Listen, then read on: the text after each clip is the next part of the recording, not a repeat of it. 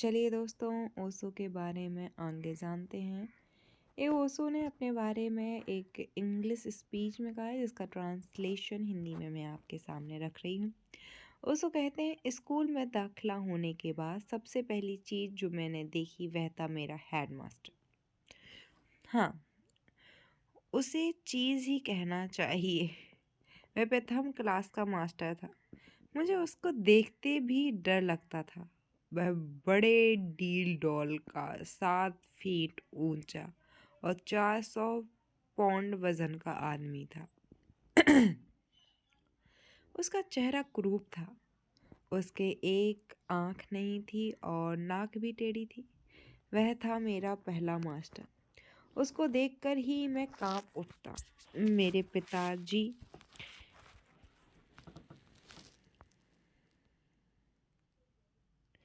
मैंने पिताजी से कहा, स्कूल के प्रवेश पत्र पर हस्ताक्षर करने से पहले इस आदमी को तो देख लो। पिताजी ने कहा, क्या हुआ इसे? इसने मुझे पढ़ाया है और मेरे पिताजी को पढ़ाया है। कई पीढ़ियों को इसने पढ़ाया है।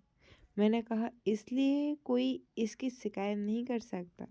अगर कोई बच्चा अपने पिता से इस मास्टर की शिकायत करता तो तुरंत उसका पिता कहता कि मैं भी तो उससे पढ़ा हूँ। मैं शिकायत लेकर उसके पास कैसे जा सकता हूँ?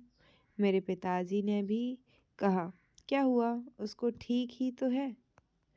और उन्होंने कागज़ पर हस्ताक्षर कर दिए।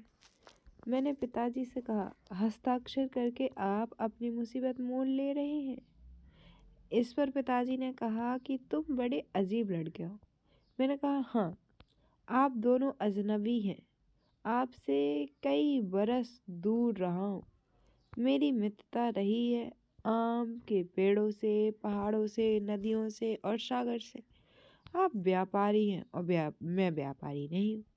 आपके लिए पैसा ही सब कुछ है और मैं पैसे को गिन भी नहीं सकता। आज भी मैंने कई वर्षों से पैसे को हाथ नहीं लगाया। ज़रूरत ही नहीं पड़ती और मुझे बड़ा आराम रहता है। मुझे पता ही नहीं है कि दुनिया के अर्थशास्त्र के क्या नियम। मैं तो अपनी धुन में चलता हूँ। आर्थिक नियमों को मेरा अनुसरण करना पड़ता है। मैंने पिताजी से कहा, आप पैसे को समझते हैं, मैं नहीं समझता। हमारी भाषाएं ही अलग अलग हैं। मैं जो समझता हूँ उसको आप नहीं समझ सकते और आप जो समझते हैं मैं नहीं समझ सकता। दद्दा हम एक दूसरे के लिए नहीं बने। मेरे और पिताजी के बीच जो फासला था उसे तय करने में मैंने उन्हें पूरा जीवन लग गया। मैं तो बहुत जिद्दी हूँ। मैं तो टस से मस नहीं होता। 1 इंच भी इधर से उधर नहीं सरकता। और यह जो संघर्ष शुरू हुआ हाथी द्वार से, वह पिताजी के संन्यास लेने पर ही समाप्त हुआ। हाँ, तो मैं अपने पहले मास्टर की बात कर रहा था। कोई भी उसका नाम नहीं जानता था। बच्चे उसको काना मास्टर कहा करते थे या केवल काना कहते थे। वह बहुत ही कुरूप था। स्कूल में पहले ही दिन कुछ ना कुछ तो होने ही वाला था। वह मास्टर बहुत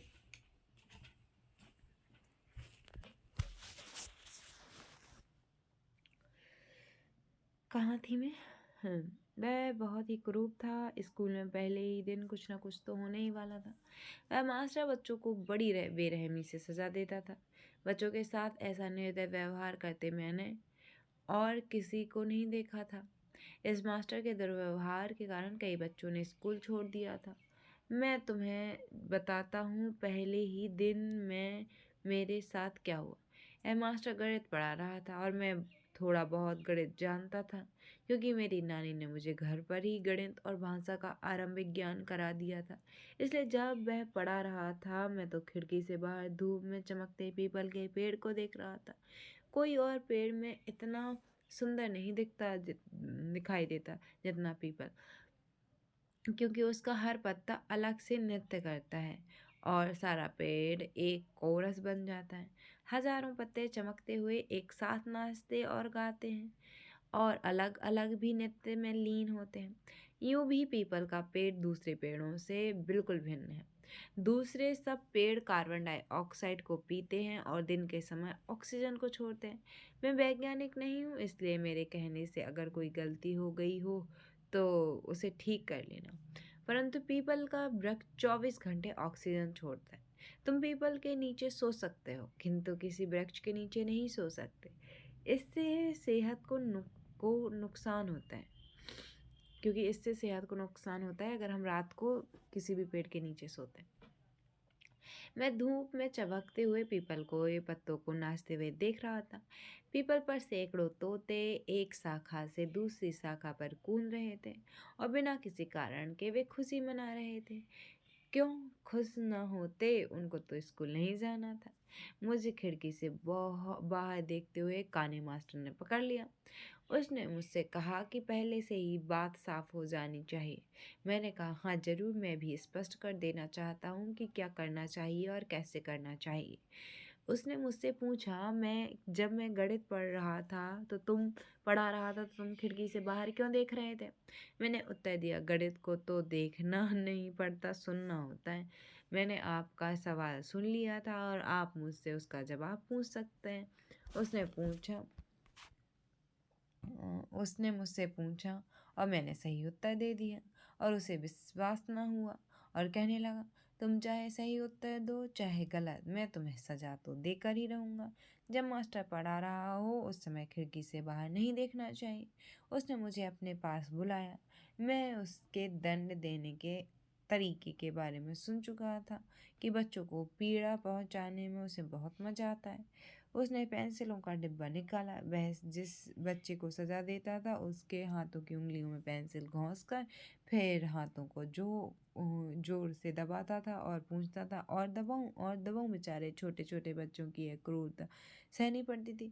जो लोग अध्यापक बनते हैं और जो पढ़ाते हैं उनमें दूसरों पर शासन करने की इच्छा बड़ी बलवती होती है। मैंने उन पेंसिलों को देखा और उससे कहा कि इनको मेरी उंगलियों में डालना आपको बहुत महंगा पड़ेगा, शायद नौकरी से ही हाथ धोना पड़े।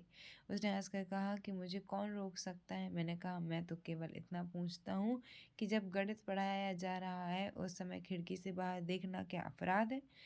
कौन से नियम के विरुद्ध है?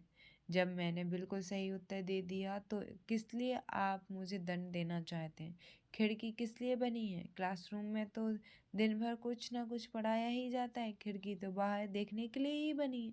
मैं हेडमास्टर के पास जाकर पूछता हूँ कि जब मैंने सही उत्तर दिया तो आप किस आधार पर मुझे सजा देना चाहते हैं? हेडमास्टर का नाम सुनते ही वह कुछ नम पड़ गया। मैं कहता गया, मैं हेडमास्टर के बाद जो म्यूनिसिपल कमेटी के स्कूल को चलाती है उसके सभापति के पास जाऊंगा कि वह स्वयं आकर देखें कि स्कूल में क्या क्या होता है। ऐसा सुनकर वह कांप उठा।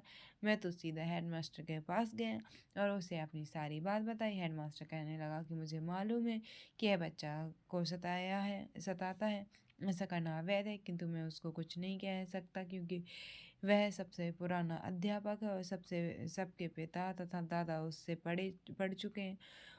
उसका कोई भी कुछ नहीं बिगाड़ सकता। मैंने उससे कहा कि मुझे किसी की कोई परवाह नहीं, मेरे पिता और दादा भी उससे पढ़ चुके हैं, किंतु मैं तो अपने परिवार से दूर ही रहा हूँ, एक प्रकार से इस स्थान के लिए विदेशी ही हूँ। यह सुनकर हेडमास्टर ने कहा, हाँ यह तो मैं समझ ही गया कि तुम यहाँ के नहीं हो, लेकिन बेटा अकारण मुसीबत में मत पड़ो, वह तुम्हें बहुत सताएगा। मैंने कहा, देख लूँगा, अत्याचार के विरुद्ध मेरी लड़ाई होकर ही रहेगी। और ऐसा कहते हुए मैंने अपनी नन्ही मुट्ठी को हेडमास्टर की मेज पर जोर से मारा। मैंने हेडमास्टर से भी पूछा, आप अपनी शिक्षा की वली को देखकर मुझे बताइए कि जब मैं सब प्रश्न का सही उत्तर दे चुका हूँ तो उस समय मेरा खिड़की से बाहर देखना क्या अपराध माना जाएगा? हेडमास्टर ने कहा, नहीं, जब तुमने सही उत्तर दे दिया तो ऐसा करना अपराध नहीं है। हेडमास्टर ने काने मास्टर को समझाया कि इस बच्चे को परेशान करना ठीक नहीं है, कहीं लेने के देने ना पड़ जाए, किंतु काने मास्टर का रवैया था और अधिक आक्रामक हो गया। कहने लगा, बच्चा मेरा क्या बिगाड़ सकता है, देख लूँगा इसे, मैं यहाँ पर सबसे पुराना मास्टर हूँ, मैंने कहा कल तय हो जाएगा कि तुम इस स्कूल में रहते हो या मैं। घर जाकर मैंने पिताजी से सब बताया। पिताजी ने कहा तुम सबको मुसीबत में डालोगे। मैंने उनसे कहा कि मैं आपकी जानकारी के लिए यह सब बता रहा हूँ ताकि बाद में आपको यह शिकायत ना हो कि मैंने आपको अंधेरे में रखा। मैं पुलिस कमिश्नर के पास गया। वह बहुत अच्छा आदमी था। उसने कहा इस मास्टर के बारे में मैंने भी सुना है। मेरे अपने बेटे को भी इसने सताया है, किंतु आज तक कभी किसी ने उसकी शिकायत नहीं की। मैं खुद इसकी शिकायत नहीं कर सकता क्योंकि मुझे डर है कि वह मेरे बेटे को फेल ना कर दे। कुछ महीनों की बात है, फिर मेरा बेटा अगली क्लास में चला जाएगा। तब तक होता है सो होने दो। मैंने कहा कि मुझे इस बात का डर नहीं है। मैं जीवन में इस क्लास में रहने को तैयार हूँ, इसलिए मैं इसकी शिकायत दर्ज करना चाहता हूँ। उसने मेरी पीठ थपथपाई और बोला अच्छा मैं कल आऊँगा। इसके बाद मैं म्यूनिसिपल कमेटी के सभापति के पास गया। वह तो बिल्कुल गोबर गणेश था। उसने कहा इसके बारे में कुछ नहीं किया जा सकता, तुम्हें सहन करना होगा। मैंने उत्तर दिया मैं सहन नहीं करूँगी। मेरी आत्मा के विरुद्ध जो भी होगा मैं उसे सहन नहीं करूँगा। इस पर वह बोला अगर ऐसी बात है तो तुम उपसभापति के पास जाओ, शायद वह तुम्हारी कुछ मदद कर सके। इस सुझाव के लिए मुझे उस गोबर गणेश का आभारी होना चाहिए। उपसभापति थे शंभू दुबे। मैं अपने अनुभव से कह सकता हूँ कि सारे गांव में वही एक समझदार आदमी थे। जब मैंने उनके दरवाजे को खटखटाया तो उन्होंने कहा आइए। मैं उस समय में 8-9 साल का था। उन्होंने समझा कि कोई बड़ा आदमी हुआ, इसलिए मुझे देखकर थोड़ा हैरान हुए।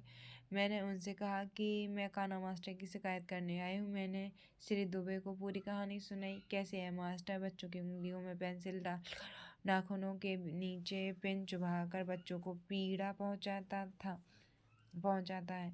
श्री दुबे ने भी यही कहा कि उसने उसके बारे में सुना तो है, किंतु किसी ने शिकायत नहीं की। मैंने कहा कि लोग शिकायत करने से डरते हैं कि वह इसके बाद उनके बच्चों को और अधिक परेशान करेगा। श्री दुबे ने मुझसे पूछा क्या तुम्हें उस बात का डर नहीं है। मैंने कहा नहीं, मैं फेल होने को तैयार हूँ। मैं तो यह लड़ाई लड़कर ही रहूँगा। इस स्कूल में या तो वह रहेगा या मैं। मेरे सामने सफलता या असफलता का कोई सवाल नहीं है, फिर मैं क्यों डरूं। शंभू दुबे ने मुझे अपने पास बुलाया, मेरे हाथ अपने हाथ से लेकर कहा मुझे विद्रोही लोग बहुत पसंद है, किंतु मैं कभी सोच भी नहीं सकता कि तुम्हारी उम्र का बालक विद्रोही हो सकता है। शाबाश। हम दोनों मित्र बन गए और यह मित्रता उनकी मृत्यु तक चली। उस गांव में शंभू दुबे जैसा योग्य और गुणवान सज्जन और कोई नहीं था। वे अनोखे थे। मैं तो यह कहना चाहता हूँ कि समस्त भारत में मुझे शंभू दुबे जैसा दूसरा कोई नहीं मिला। जब मैं भारत का दौरा किया करता था तो शंभू दुबे महीनों तक मेरा इंतजार करते थे। मैं कब एक दिन के लिए गांव आऊँगा। उस गांव से जब भी मेरी गाड़ी गुजरती तो वे मुझसे मिलने स्टेशन आते। हाँ, माँ और दद्दा तो आते ही थे, किंतु शंभू दुबे मेरे रिश्तेदार नहीं थे। उनका मेरे प्रति बहुत प्रेम था और इस प्रेम की शुरुआत हुई थी जब मैं उनके पास काले मास्टर की शिकायत करने गया था।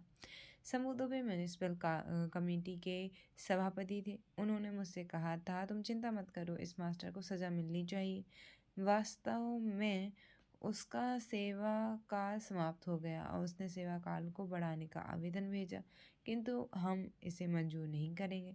कल से तुम उसे स्कूल में नहीं देखोगे। मैंने पूछा यह वायदा है।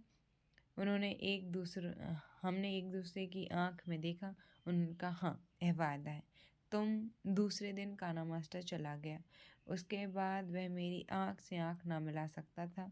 मैंने कई बार उससे मिलने की कोशिश की ताकि उससे विदा ले लूं, किंतु वह डरपोक था। स्कूल के उस पहले दिन ने जीवन में कई चीज़ों का आरंभ कर दिया। विद्रोही तो हम सब होते हैं, बट हमारा विद्रोह हम तक सीमित होता है और बहुत कम लोग होते हैं जो अपने लिए लड़ पाते हैं। आपने लड़ाई लड़ी है अपने लिए? बताइएगा।